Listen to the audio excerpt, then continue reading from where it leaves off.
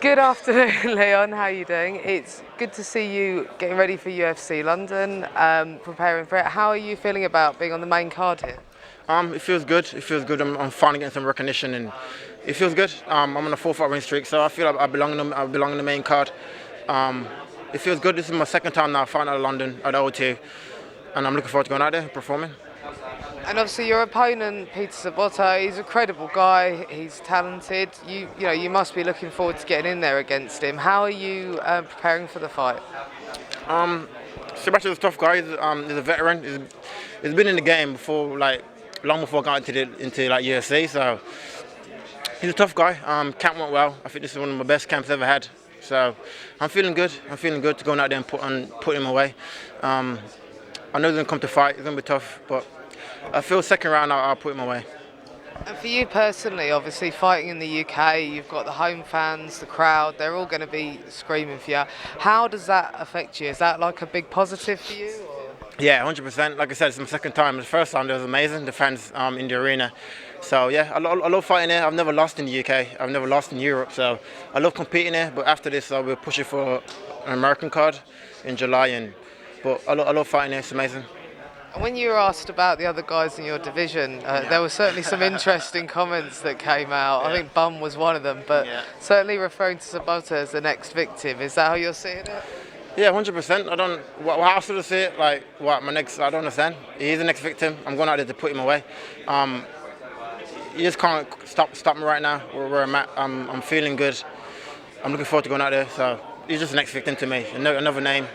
I'll fight again in July and in November. So it's another chapter in my career.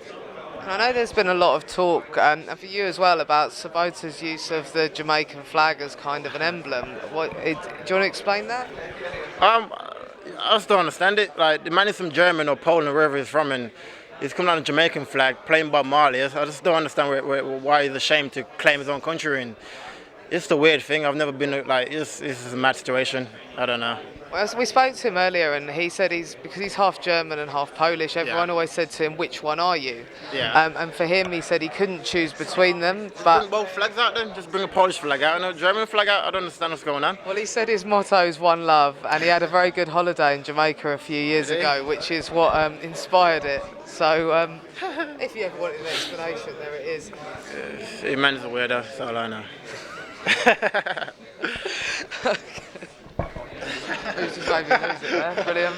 No, that's mad. You can't go to the country for holiday to come back and claim the whole country. That's just madness. But like I said, it's in a positive light. It's not like disrespecting the country.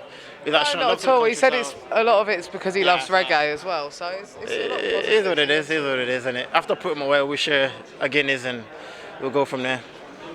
And then obviously it's 10 years. This is the 10-year anniversary of the UFC coming to London, and the sport, especially over in the UK, it's evolved massively during that time. Like, how do you feel having watched it come through from where it was? Yeah, I remember. I think it's 10 years now I've been doing MMA for. I came in when I was 17, so yeah, about 9 years now I've been doing MMA. So when I started, it was like I knew nothing about MMA, like up to 16, 17. So it's amazing to see how far the sport has come. In the 10-year gap I've been watching it.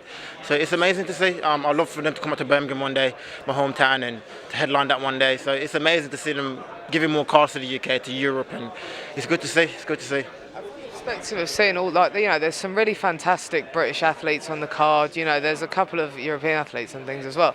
It's really nice to see that talent coming through. Like, how do you feel about having been a part of that? You've got youngsters coming up through the ranks and stuff. Do you feel a certain responsibility there? Yeah, 100%. I got a little brother that competes as well. He competed last weekend at Bama.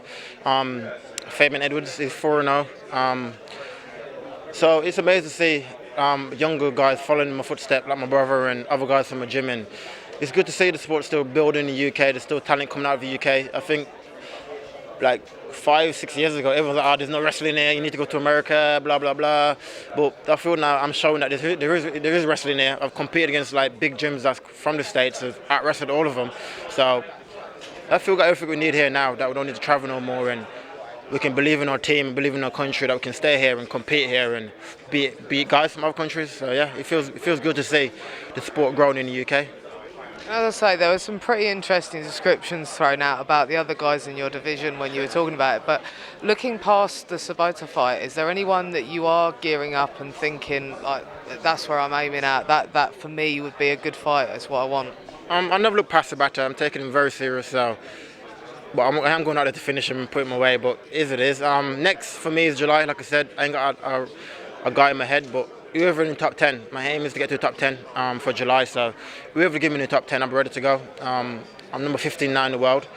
I want to be number one. I want to crack the top 10, so I want to be like number 6, 7 by end of the year, and next year I'll make a run for that title. So whoever they give me, I don't care.